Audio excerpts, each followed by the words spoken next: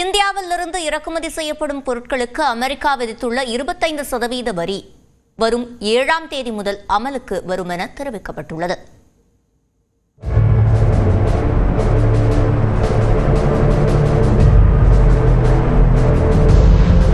America first என்ற கொள்கையை முன்வைத்து பல நடவடிக்கைகளை எடுத்து வருகிறார் அமெரிக்க அதிபர் ட்ரம்ப்.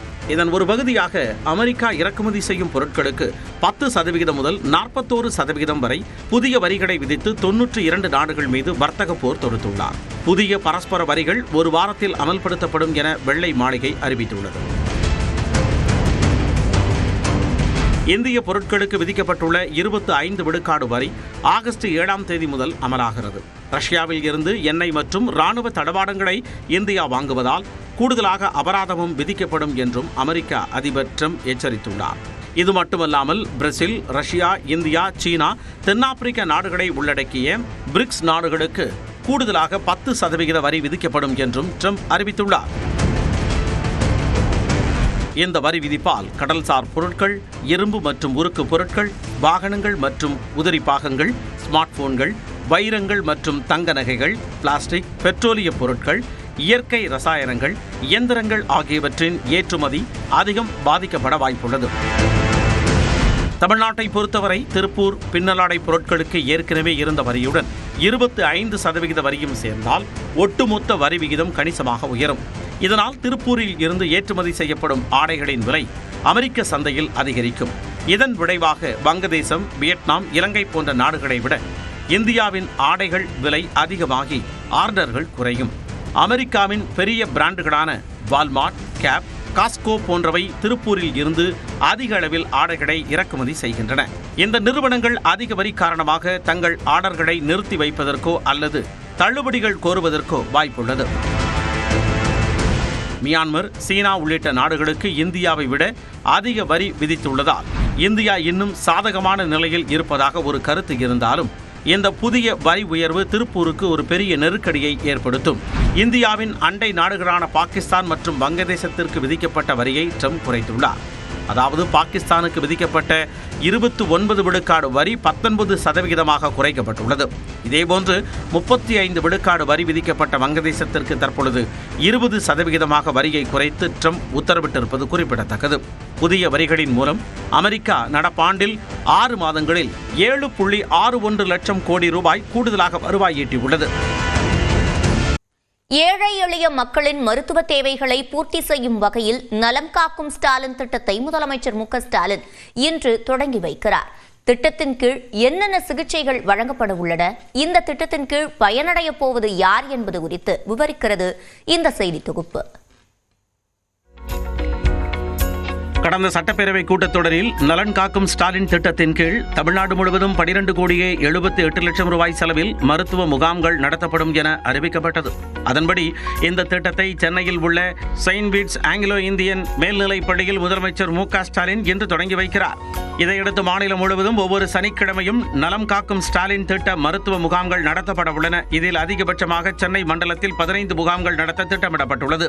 இதேபோல 10 லட்சத்திற்கும் அதிகமான மக்கள் தொகை கொண்ட கோவை, மதுரை, திருச்சி, நெல்லை உள்ளிட்ட மாநகராட்சிகளில் ஒரு மாநகராட்சிக்கு 4 முகாம்கள் வீதமும், 10 லட்சத்திற்கும் குறைவான மக்கள் தொகை கொண்ட கரூர், ஆவடி, காஞ்சிபுரம், கும்பகோணம் உள்ளிட்ட மாநகராட்சிகளில் ஒரு மாநகராட்சிக்கு 3 முகாம்கள், ஒரு வட்டாரத்திற்கு 3 முகாம்கள் வீதம், 388 வட்டாரங்களில் 1164 முகாம்கள் என மாநிலம் முழுவதும் மொத்தம் 1256 முகாம்கள் நடத்த திட்டமிடப்பட்டுள்ளன. வசதி குறைந்த ஊரக பகுதிகள், குடிசை பகுதி மற்றும் பழங்குடியின மக்கள் அதிகம் வசிக்கும் பகுதிகள் முன்னுரிமை அடிப்படையில் தேர்வு செய்யப்பட்டு முகாம்கள் நடத்தப்படும் என தெரிவிக்கப்பட்டுள்ளது. உள்ளாட்சி, பள்ளிக்கல்வி மற்றும் உயர்கல்வித்துறை, ஆதி திராவிடர் மற்றும் பழங்குடியினர் நலத்துறை, வருவாய் மற்றும் பேரிடர் மேலாண்மை, மகளிர் உரிமை தொகை உள்ளிட்ட பல்வேறு துறைகளை ஒருங்கிணைத்து தேர்ந்தெடுக்கப்பட்ட பள்ளி, கல்லூரி உள்ளிட்ட வளாகங்களில் சனிக்கிழமை தோறும் காலை 9 மணி முதல் மாலை 4 மணி வரை மருத்துவ முகாம் நடத்தப்படும் என தெரிவிக்கப்பட்டுள்ளது. 40 வயதிற்கு மேற்பட்ட நீரிழிவு, உயர் இரத்த அழுத்த நோயால் பாதிக்கப்பட்டவர்கள், மனநல பாதிப்புடையோர், கர்ப்பிணிகள், வளர்ச்சி குன்றிய குழந்தைகள், மாற்றுத்திறனாளிகள் உள்ளிட்டோருக்கு இந்த முகாம்களில் முன்னுரிமை வழங்கப்பட உள்ளது. சிறந்த மருத்துவர்களை கொண்டு இரத்த அழுத்த பரிசோதனை, இரத்த அணுக்களின் எண்ணிக்கை, சிறுநீரக செயல்பாட்டு பரிசோதனை உள்ளிட்ட சோதனைகள் மேற்கொள்ளப்பட்டு பயனாளிகளின் செல்போன் எண்ணுக்கு முடிவுகள் குறுஞ்செய்தியாக அனுப்பப்படுகின்றன. இது தவிர கண், காது, மூக்கு, தொண்டை, முழு உடல் பரிசோதனை, x-ray, echocardiogram, ultrasound scan, பெண்களுக்கான கர்ப்பப்பை வாய் மற்றும் மார்பக புற்றுநோய் கண்டறியும் பரிசோதனைகளும் மேற்கொள்ளப்படுகின்றன. குறிப்பாக பொது மருத்துவம், பொது அறுவை சிகிச்சை மருத்துவம், இதய மருத்துவம், எலும்பியல் மருத்துவம், நரம்பியல் மருத்துவம் உள்ளிட்ட பல்வேறு மருத்துவ துறைகளில் நிபுணத்துவம் பெற்ற மருத்துவர்களை கொண்டு சிகிச்சை அளிக்கப்படுகிறது. இந்த முகாம்களில் பரிசோதனை மற்றும் மருத்துவ சேவை மட்டுமன்றி முதலமைச்சரின் விரிவான மருத்துவ காப்பீட்டுத் திட்டத்தின் கீழ் பதிவு செய்தல் மற்றும் மாற்றுத்திறனாளிகளுக்கான அரசு அங்கீகார சான்றிதழ்களும் வழங்கப்படுகின்றன. நோய் பாதிப்பு உள்ளவர்கள், இல்லாதவர்கள் என குழந்தைகள் முதல் பெரியவர்கள் வரை அனைத்து தரப்பு மக்களும் இந்த முகாம்களில் கலந்து கொள்ளலாம் என்றும், ஏதேனும் சிகிச்சை தேவைப்படுவோருக்கு தொடர் சிகிச்சை பெறுவதற்கான தொடர்பும் இந்த முகாம்களில் ஏற்படுத்தி தரப்பட உள்ளது. இது தவிர எந்த மருத்துவமனைகளில் சேர வேண்டும் என்பது உள்ளிட்ட அறிவுரைகளும் பயனாளிகளுக்கு வழங்கப்படுகிறது. மேலும் திட்டம் தொடர்பான விவரங்களை www.nhm.tn.gov.in என்கின்ற இணையதளம் மூலம் தெரிந்து கொள்ளலாம். நியூஸ் 18 தமிழ்நாடு தொலைக்காட்சி செய்திகளுக்காக சிறப்பு செய்தியாளர் அபினேஷ். இந்நிலையில் நலம் காக்கும் ஸ்டாலின் திட்டத்தை அதே பெயரிலேயே தொடர அனுமதி கோரி தமிழ்நாடு அரசு சார்பில் உயர்நீதிமன்றத்தில் மனு தாக்கல் செய்யப்பட்டுள்ளது. உங்களுடன் ஸ்டாலின் திட்டத்தில் முதல்வரின் பெயரை பயன்படுத்த தடை விதிக்க கோரி அதிமுக எம்பி CV சண்முகம் உயர்நீதிமன்றத்தில் வழக்கு தொடர்ந்திருந்தார். இதனை விசாரித்த உயர்நீதிமன்றம் அரசு திட்டங்களின் பெயர்களில் வாழும் ஆளுமைகளின் பெயர்களை பயன்படுத்த அனுமதிக்க முடியாது எனவும், திட்டம் தொடர்பான விளம்பரங்களில் முன்னாள் முதலமைச்சர் மற்றும் கட்சியின் கொள்கை தலைவர்களின் புகைப்படங்கள் இடம்பெறக்கூடாது எனவும் உத்தரவிட்டிருந்தது. இந்நிலையில் நலம் காக்கும் ஸ்டாலின் திட்டம் இன்று தொடங்கப்பட உள்ளதால் இந்த உத்தரவை மாற்றியமைக்க கோரி தமிழ்நாடு அரசு தரப்பில் தலைமை நீதிபதி அமர்வில் முறையிடப்பட்டது. இதனை மனுவாக தாக்கல் செய்தால் நாளை மறுதினம் விசாரிப்பதாக நீதிபதிகள் தெரிவித்ததை அடுத்து தமிழ்நாடு பொதுத்துறை செயலாளர் தரப்பில் உயர்நீதிமன்றத்தில் மனு தாக்கல் செய்யப்பட்டது.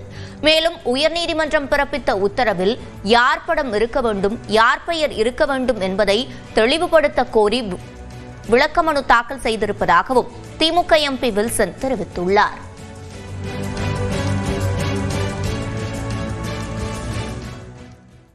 பீகாரில் வாக்காளர் பட்டியலில் இருந்து விடுபட்ட 36 லட்சம் பேரில் 6.5 லட்சம் பேர் தமிழ்நாட்டில் வசித்து வருவதாக தகவல் வெளியாகியுள்ளது.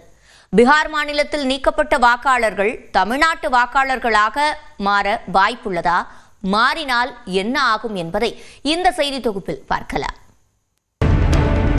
சட்டமன்ற தேர்தலை எதிர்நோக்கியுள்ள பீகாரில் தேர்தல் ஆணையம் நடத்திய SIR எனும் வாக்காளர் பட்டியல் சிறப்பு தீவிர திருத்த நடவடிக்கைக்கு தேசிய அளவில் பெரும் எதிர்ப்பு கிளம்பியது.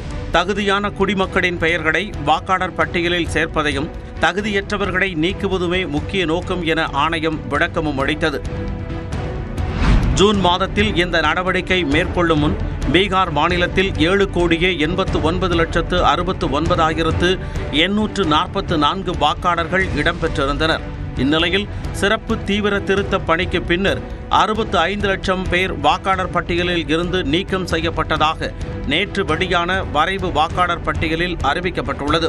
இதில் 20 லட்சம் பேர் உயிரிழப்பும், 7 லட்சம் பேர் ஒன்றுக்கு மேற்பட்ட இடங்களில் பதிவு செய்திருந்ததாகவும், 1,20,000 பேர் விண்ணப்பமே தரவில்லை என்றும் கூறப்பட்டுள்ளது.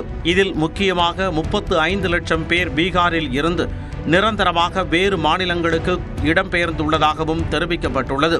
இதில் தமிழ்நாட்டிற்கு ஒரு புதிய பிரச்சனை ஏற்பட்டுள்ளது. 35 லட்சம் பேரில் பெரும்பாலானோர் தென் மாநிலங்களான தமிழ்நாடு, கர்நாடகா, ஆந்திராவில்தான் வேலைக்கு வந்து தங்கியுள்ளனர். குறிப்பாக தமிழ்நாட்டில் மட்டும் சுமார் 6.5 லட்சம் பேர் வேலைக்காக தங்கியிருப்பதாக மதிப்பிடப்பட்டுள்ளது. சென்னையில் மட்டும் 3.5 லட்சம் பேரும் கோவை, திருப்பூரிலும் அதிக அளவில் வசிப்பதாகவும் கூறப்படுகிறது. இவர்களது பெயர்கள் பீகார் மாநில வாக்காளர் பட்டியல் இருந்து நீக்கப்படுவதால் இனி அவர்கள் தங்களது பெயரை தமிழ்நாட்டின் வாக்காளர் பட்டியலில் சேர்த்துக் கொள்ளும் வாய்ப்பு ஏற்பட்டுள்ளது. பீகாரை தொடர்ந்து தமிழ்நாட்டிலும் சிறப்பு தீவிர வாக்காளர் பட்டியல் சிறப்பு திருத்த பணிகள் மேற்கொள்ளப்பட உள்ள நிலையில் அவர்கள் தமிழ்நாட்டில் தேர்தலில் வாக்களிக்கும் தகுதியை பெறுவார்கள். இவ்வாறு நடந்தால் தமிழக வாக்காளர் பட்டியலில் வெளி மாநிலத்தவர் எண்ணிக்கை கணிசமாக அதிகரிக்கும். இந்த நடவடிக்கையால் தமிழ்நாட்டு வாக்காளர்களாகும் பிற மாநிலத்தவர்கள் பாஜகவிற்கு வாக்களித்தால் அவர்களின் மாநிலம் போல பாதுகாப்பற்ற வேலை இல்லாத நிலை இங்கு உருவாகும் என திமுக செய்தி தொடர்பு செயலாளர் TKS இளங்கோவன் தெரிவித்துள்ளார். தமிழ்நாடு வடமாநில மக்களுக்கும் பாஜக ஆளுகிற மாநில மக்களுக்கும் ஒரு சரியான பாதுகாப்பை வழங்குகிறது என்று பொருள். அப்படி என்றால் பீகார் மாநிலத்திலே இவர்கள் மீண்டும் இங்கே திமுகவுக்கு வாக்களிக்காமல் பாஜகவுக்கோ யாருக்கோ வாக்களித்தால் பீகார் போல தமிழ்நாடும் மாறிவிடும் என்பதை அந்த மக்களும் உணர்ந்து கொள்ள வேண்டும். பாஜகவுக்கு எதிராக வாக்களிக்கக்கூடியவர்களை நீக்குவதற்குரிய முயற்சிகளும் மேற்கொள்ளப்படலாம் என்ற ஐயம் எழுவதாக விசிக தலைவர் திருமாவளவன் கூறியுள்ளார். பாஜகவுக்கு எதிராக வாக்களிக்கக்கூடிய சிறுபான்மையினர் மற்றும் தலித்துகளின் வாக்குகளை நீக்குவதற்குரிய முயற்சிகளும் மேற்கொள்ளப்படலாம் என்ற ஐயம் எழுந்துள்ளது. முன்னதாக பீகாரின் வாக்காளர் சிறப்பு பட்டியல் திருத்தம் தொடர்பாக நாடாளுமன்ற வளாகத்தில் செய்தியாளர்களிடம் பேசிய மக்களவை எதிர்க்கட்சித் தலைவர் ராகுல் காந்தி, தேர்தல் ஆணையம் வாக்குகளை திருடுவது தொடர்பாக தங்களிடம் 100% ஆதாரம் இருப்பதாக கூறினார். इलेक्शन कमीशन वोट चोरी में इन्वॉल्व है और मैं लाइटली नहीं बोल रहा हूं, मैं 100% प्रूफ के साथ बोल रहा हूं. इलेक्शन कमीशन में जो भी ये काम कर रहे हैं, right from the top to the bottom, आप एक बात याद रखिए, आपको हम छोड़ेंगे नहीं. இந்நிலையில் அடிப்படை ஆதாரமற்ற குற்றச்சாட்டுக்களை புறந்தள்ளுவதாக ராகுல் காந்திக்கு தேர்தல் ஆணையம் பதிலடி கொடுத்துள்ளது. அனைத்து தேர்தல் அதிகாரிகளும் பாரபட்சமின்றியும் வெளிப்படையாகவும் பணியாற்றுவதாக தெரிவித்துள்ளது.